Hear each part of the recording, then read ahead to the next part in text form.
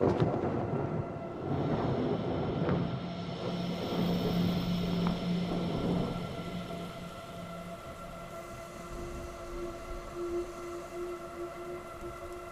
daughter sees things, and now, so do I. My husband and I have long suspected that our 4-year-old daughter has an unusual gift, or perhaps a burden. She's autistic and mostly nonverbal, but her actions lately have left us wondering if she's communicating with something beyond our understanding. Sometimes we hear her talking in a room, murmuring in soft tones.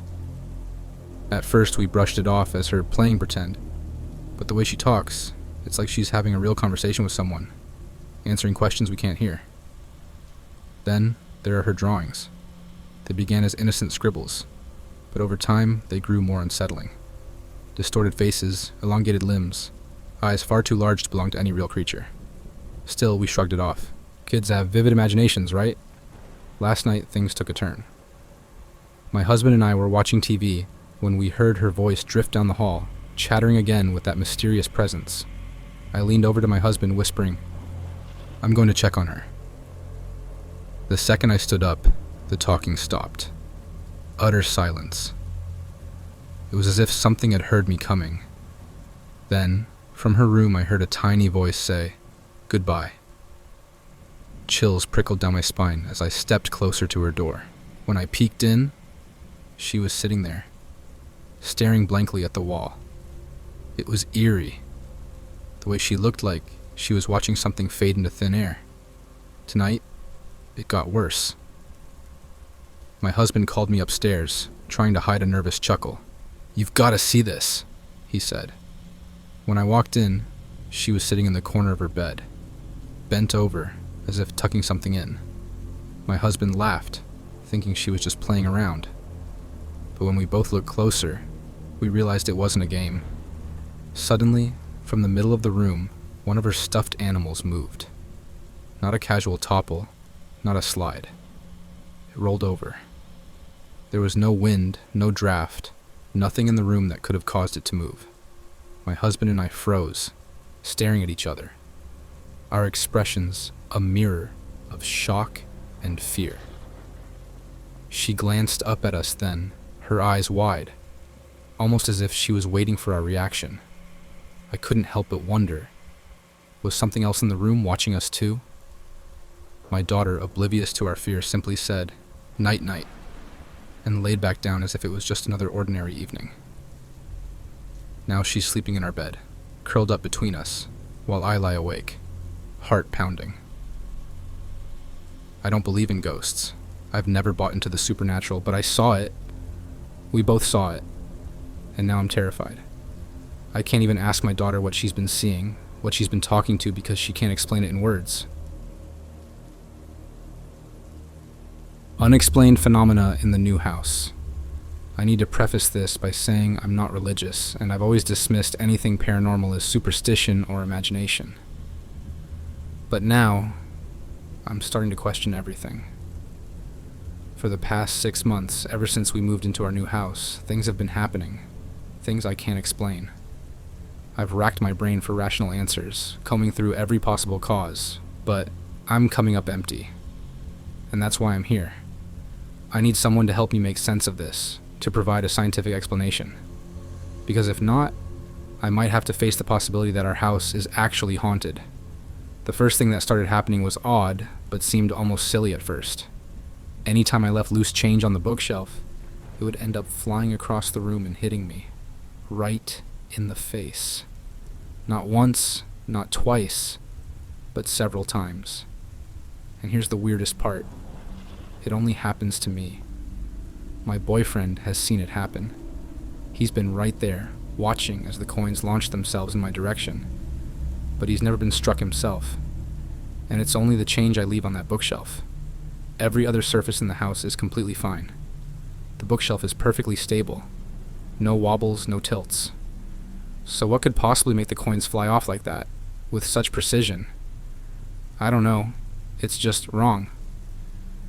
Then, a few months back, something even stranger happened.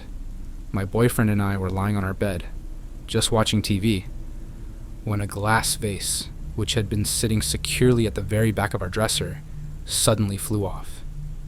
Not tipped over, not slipped, but launched across the room with such force that it shattered on the floor. We just sat there, stunned, staring at the shards. It was like something out of a horror movie, only it was happening in our bedroom. I remember my boyfriend asking, "Did you see that?" And all I could do was nod, because I didn't have an answer for him. What could possibly throw a heavy vase across a room like that? But the last event is the one that's really getting to me. This is why I'm here, sharing my story, even though it feels ridiculous to say out loud.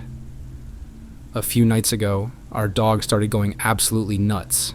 Out of nowhere, she bolted to a corner of the living room and began growling and barking at nothing. I called for her, but she wouldn't listen, so I got up to go and grab her collar. As I reached down, I froze. Right next to my ear, clear as day, I heard a little girl's voice whisper, "Hello?" I felt a jolt of cold spread through me, goosebumps rising all over my skin. My breath hitched as I stood there, rooted to the spot, because I was home alone. There was no one else in the house except for my dog. I kept replaying it in my mind, a voice so soft and close. Just one word. "Hello?" My dog went silent, tail tucked between her legs, and slunk back to her bed, as if she'd seen something I couldn't. I don't have a history of mental illness. I don't do drugs, and I've never hallucinated before in my life. I'm not the type of person who believes in ghosts. But what do you do when you hear something so undeniably real that every rational explanation just falls apart? I keep telling myself there must be a logical reason, that I'm not losing my mind. Nothing happened in my house until I brought my baby home. When I bought my house in January of 2023, it was a brand new build. I was the first owner, so I assumed there'd be no history, no lingering spirits. And for the first few months, I was right. Nothing strange happened at all. That is, until July of 2023, when I brought my newborn home from the hospital. That's when the strange occurrences began. I've shared these stories verbally before, but after experiencing more and more, it's time I put them out there. This is how our resident ghost man introduced himself. It all started one morning while I was home alone on maternity leave. My baby had woken up crying for a bottle, so I left the room to go prepare it in the kitchen. As I was measuring out the formula, I suddenly heard a deep man's voice from down the hallway. Just a single, quick word. Too fast to make out, but clear as day. I froze for a second, my heart thudding in my chest, wondering if I had imagined it. Then I noticed something even stranger. My baby had stopped crying. Bottle in hand, I walked back into the room, and there he was, lying contently, staring off into the distance with that peculiar baby gaze. It was like he was looking right at someone, or something. I forced a shaky laugh and said, "Thanks, Ghost Man," before settling down to feed my baby. And that was it. That was the beginning of what we've come to call Ghost Man. I wasn't too spooked, to be honest. I grew up in a haunted house, and spent years living in another haunted place during my early 20s. So I'm used to the weird and unexplainable. My fiancé, however, isn't quite as comfortable with the supernatural. A few days later, he had his first encounter. We have one of those Graco swings for our baby. It hadn't been used in days and was completely turned off. One evening, while he was feeding the dogs, the swing suddenly turned on by itself. It began to sway back and forth on the lowest setting. He stood there frozen, staring at the swing as it moved. "Nope," he muttered under his breath and bolted back into the room. It took a while to convince him that it was probably harmless, just our ghost man making his presence known. Then there was the incident with the baby monitor. We had bought one of those motion-sensing monitors for the nursery, though we weren't using it yet since the baby was still sleeping in our room. We set up the camera in the nursery and plugged the monitor into my fiance's desk so we could test its range. One day, I noticed it was unplugged and asked him why. He hesitated before admitting. It kept turning on. The screen kept lighting up like it detected movement, but no one was in there. His eyes darted nervously toward the nursery. I got spooked and unplugged it. Not today, Ghostman. It quickly became clear that our Ghostman was fixated on the baby and his nursery, but it wasn't just us who noticed. A few weeks later, my fiance's parents came to visit. They stayed in the guest bedroom, which is right next to the nursery. At this point, our baby was still sleeping in our room, so the nursery was empty. The next morning, we were all sitting on the couch when my father-in-law asked how we slept. "Fine," I replied. He gave me a confused look and said, "Really? I heard you guys in and out of the nursery all night." My fiancé and I glanced at each other, baffled, because neither of us had been near that room during the night. I told him we didn't go in there. His expression grew serious, and he shook his head. "No, I heard it.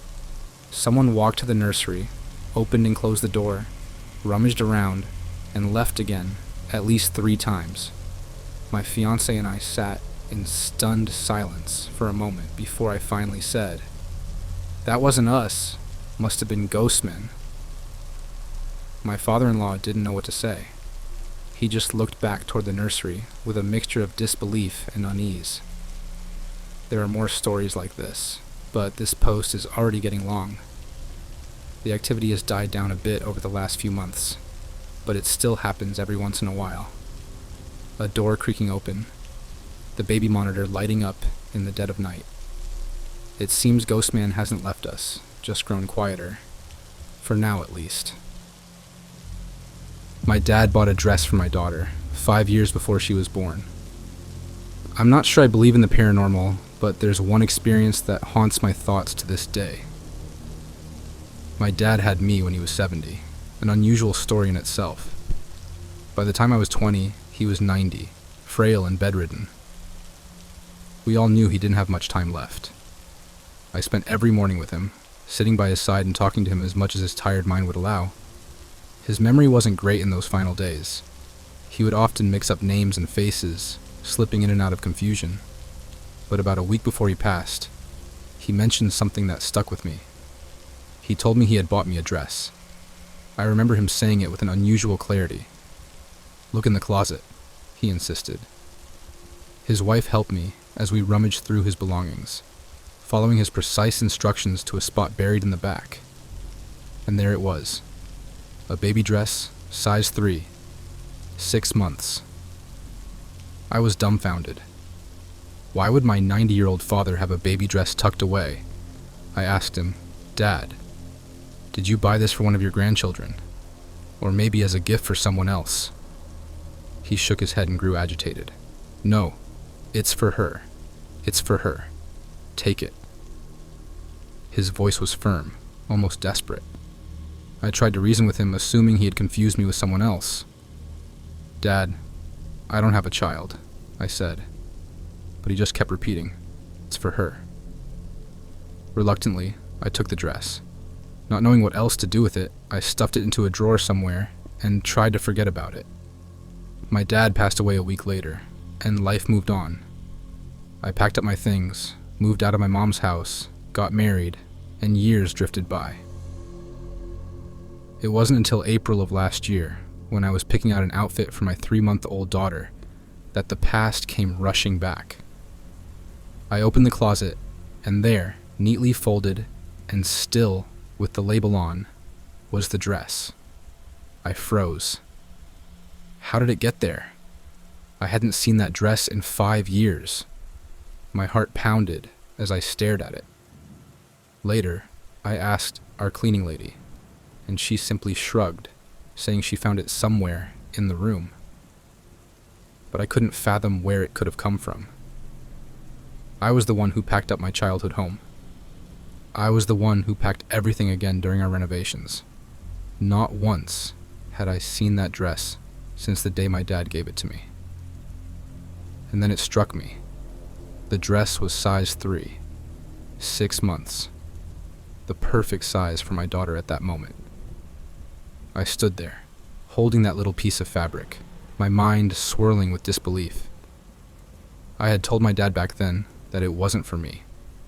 But now, staring at the dress, I couldn't help but think he was right. Somehow, he knew. I know how it sounds. Foolish, maybe even insane. But I think that dress was meant for her. My dad somehow knew I'd have a daughter, years before she was even born. And for reasons I can't explain, that dress appeared just when she needed it. A few creepy experiences from my teenage years. Recently, I moved to a city known for its rich paranormal history. So, who knows, I might have more experiences to share in the future. But for now, let me take you back to a couple of eerie moments that have stayed with me ever since. Experience 1. The voice in the empty house. When I was 10, my family moved into an old house built in the 1950s. It had a strange layout. From the entryway, you could either go into the garage, the living room, a small kitchenette, or the laundry area. Everything was packed into a surprisingly tight space, so you could hear almost any sound no matter where you were. For example, from the garage, you could easily hear the front door creak open or a voice echoing through the house. Fast forward to when I was 14. I had a routine after school: take the dogs out, do my chores, start on homework. On this particular day, I was tackling the recycling, which meant I had to go into the garage. Now, I always had a weird feeling about that garage. Cold, uneasy, like something was always just behind me. So, I usually did what I needed to do in there as quickly as possible. I was busy sorting bottles and cans when suddenly I heard the front door open, followed by a familiar voice calling out, "Hi, my name!" It was unmistakably my sister's voice. Without even thinking, I shouted back, "Oh hey, sister's name!" I continued with the recycling, feeling a bit of relief that she was home early. But then, silence. I finished up and stepped into the entranceway, casually asking, "How was class?" No reply. I tried again. "Hey, sister's name, how was class?" Still nothing. A knot of unease began to twist in my stomach. I started walking through the house, room to room, calling out for her. The house was empty. It was just me and the dogs. I glanced at the clock and a chill ran down my spine. My sister wasn't supposed to be home for another 30 to 45 minutes. That voice I heard, it couldn't have been hers. My heart started pounding. I managed to croak out, I'm gonna go outside," and rushed into the backyard with the dogs. I stayed out there until my mom came home. Years later, I casually brought up the house with my stepbrother. Before I could say much, he blurted out, "Oh yeah, that place was definitely haunted." He went on to describe how he always felt watched, especially in certain corners of the house. When I finally told my mom, she was stunned and immediately turned to my stepdad, who had the same reaction. It's strange, really. Despite everything, we all love that house. I even have a photo I took there that shows what could be an anomaly, though I'm still skeptical. Experience 2. The Slam in the Haunted City. This next experience happened 6 years ago during a visit to the city where I now live. It's a place brimming with history, stunning architecture, and tales of the paranormal. Practically everyone who has spent any time here has a ghost story of their own. On that trip, my mom and sisters surprised me with a ghost walk, a tour of some of the city's most haunted locations. I was thrilled, being a lifelong fan of all things paranormal. It was late at night and the streets were eerily quiet. The shops had closed, leaving us to wander the dimly lit alleys and loading docks. During one stop, the guide led us to a shadowy loading area behind a store. She started recounting the tale of a particular ghost when, mid-sentence, she abruptly switched to another story. Suddenly there was a loud slam, the sound of an open-palmed hand hitting the inside of the door. It was so startling that everyone in the group jumped, our nervous laughter mingling with the darkness. I looked at my mom, who seemed unfazed. She later claimed she hadn't heard a thing, which only made the experience more unsettling. But I knew what I heard, and judging by the guide's wide-eyed, speechless expression, She wasn't expecting it either. Could it have been someone playing a prank? Maybe. But the host's reaction seemed far too genuine. So, there you have it. I still think back on these moments and try to find rational explanations, but nothing quite fits. I'm 22 now, and my fascination with the paranormal has only grown. I even visited Zach Bagans' museum in Las Vegas recently. Highly recommend, by the way. Passed my dead friend about 20 minutes ago. He ended his life at the end of May. It's been months, and I've struggled to accept that he's really gone. But just 20 minutes ago, something happened that I can't explain. I was driving down a familiar stretch of road, one Ryan and I used to meet on when we'd go hiking in the fall and winter. It was a quiet evening, and the trees lining the road were casting long, eerie shadows in the setting sun. As I drove, I noticed a car approaching from the opposite direction. A chill ran through me when I realized what it was. A Lexus. Ryan's Lexus. My heart skipped a beat. I squinted, my mind racing. No, it can't be. But the closer it got, the more certain I became. That was Ryan's car, and then I saw him. Sitting in the driver's seat, clear as day, was Ryan. He looked right at me, smiling, and gave me a wave. Then, to my utter disbelief, he pointed directly at me, like he always used to when we'd meet up for a hike. Time seemed to slow down. I slammed on my brakes, my heart pounding in my chest.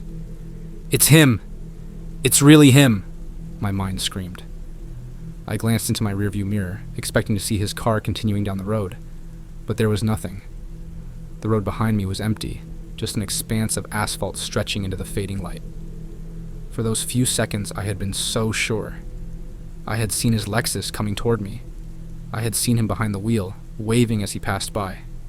And now, nothing. I sat there in stunned silence, gripping the steering wheel, trying to make sense of what had just happened. I swear I saw him. But Ryan's been gone for months. I don't know how to explain it, but it's left me shaken. The little girl I saw while 9 months pregnant. This happened 12 years ago when I was 9 months pregnant with my son. It was one of those hot, restless afternoons. I was sweeping the porch when a sudden, sharp pain hit me out of nowhere. It was so intense that I immediately thought, this is it. I'm in labor. So, off to the hospital we went. Once there, they hooked me up to all the machines, only to tell me that I wasn't in labor. They sent me home, but the pain didn't ease up. It was excruciating. I couldn't sit, stand, or even lie down without feeling like I was being torn apart. My fiancé tried everything he could to help, rubbing my back for an hour, trying to calm me enough to fall asleep. Eventually, exhaustion won, and I finally drifted off into a deep, rock-solid sleep. I woke up sometime later, semi-lying on my side. That's when I saw her. Just 2 feet away from the foot of my bed, a little girl was standing there, staring at me. She looked to be around 8 or 9 years old. Her eyes were wide with innocent curiosity, like a child who had stumbled upon something they weren't supposed to see. For a few seconds, I just stared back, frozen in place. I couldn't believe what I was seeing. The room was still dimly lit, the early morning light barely peeking through the curtains. Everything was quiet. I shifted my head slightly to get a better look, and that's when it happened. She moved. In an instant, she turned and took off running, the way a kid does when they've been caught doing something they shouldn't. I sat up in bed, my heart pounding. I wasn't dreaming. I wasn't hallucinating. I didn't feel paralyzed or trapped. I was fully awake, and that little girl had reacted to me seeing her. I glanced over at my fiancé, who was still sound asleep. The room felt normal. No heaviness, no chill, just an eerie silence. I stayed up for the rest of the morning, my mind racing until it was finally time for my OB appointment. I remember every detail of that moment. The way she stood there, the baby blue nightgown she was wearing. Oddly, it wasn't old-fashioned or vintage. Just a simple, modern nightgown like any child might wear. The only thing I can't recall is her face. It's like my mind refuses to fill in that particular blank. I know what I saw, and I know I wasn't dreaming. To this day, I can't explain it. It's a memory that has stayed with me, vivid and unsettling all these years. 100% a true story. Screams in the forest. This happened when I was out hunting in the forest with my cousin. We were deep in the wilderness, about 14 miles into the middle of nowhere, on the second day of our hike. The woods around us were dense, the kind that swallows all sound except for the rustling of leaves and the occasional crack of a twig underfoot. As night settled in, we began setting up camp, the darkness pressing in around us. Then, we heard it. A woman screaming. Now I know what you're probably thinking. Mountain lions can sound like a woman screaming sometimes, but this was different. This was clear, unmistakable. It wasn't just an animal's wail. It was full sentences, desperate and gut-wrenching. "Help!" The voice cut through the forest like a knife. "Please help me!" Then, a blood-curdling "ah!" that sent a chill down my spine. We froze, staring out into the darkness. The cries were coming from somewhere out in the woods, filling the air with a terror that made the hairs on the back of my neck stand up. My cousin and I exchanged a look. We were both law enforcement at the time, so naturally our instincts kicked in. Someone needed help, and we were going to find them. But as we pushed deeper into the forest, the cries seemed to move further away. It was like chasing a shadow that always stayed just out of reach. My heart was pounding, and every nerve in my body screamed for me to turn back. But we pressed on, dropping glow sticks along the way to mark our path. After about 10 minutes of trudging through thick timber, the voice came again, this time much closer. "Help me!" It was right in front of us, coming from an old abandoned mine shaft, partially hidden by undergrowth.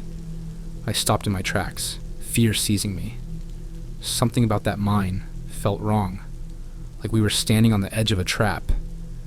I did not want to go anywhere near it, but my cousin, ever the brave one, insisted.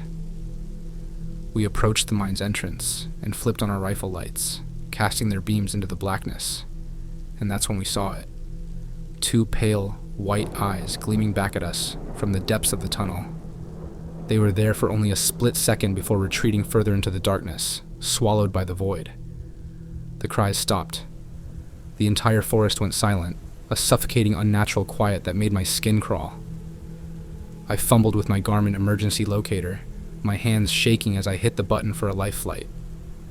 It took nearly 2 hours for the rescue crew to arrive, and every minute felt like an eternity. When they finally showed up, we explained everything we'd heard and seen. They ventured down into the mine, flashlights and gear in hand, while we waited at the entrance, hearts pounding. After what felt like an age, they returned. The tunnel was a dead end. No signs of life. No blood. No clothing. Nothing. Just cold, silent rock. We stood there, trying to make sense of it all, when one of the flight crew members broke the silence. "You're not the first ones to report something like this here," he said, his voice grim. We left the woods that night, carrying with us a fear that would linger long after. I still don't know what we encountered out there, but I do know one thing. Some cries in the forest should never be answered. My dad crawled out from under my bed. I was around 6 when it happened. My parents had tucked me in for bed. I live in the rural countryside, so nighttime is very quiet, no sounds of cars. It's usually very peaceful. I was laying on my back when suddenly I heard the sound of long nails scratching the wood under my bed. The reason this incident sticks out to me is because I can still remember the feeling of my heart dropping out my stomach and feeling paralyzed with fear. I was about to call out for my parents when my dad crawled out from under my bed and stood up in the dark, looking at me. He said, "You forgot to say your prayers," then walked out of my room. I was understandably shocked. I did not leave my bed afterwards and must have fallen asleep at some point. My dad would normally tell me to say my prayers before bed, so this seemed like something he would say, but I have no idea what would possess him to hide under my bed. My dad denies ever doing this. I brought it up numerous times over the years, but he has never admitted to doing it. I never really considered until recently that he definitely doesn't have nails long enough to make the deep scratching sound I heard.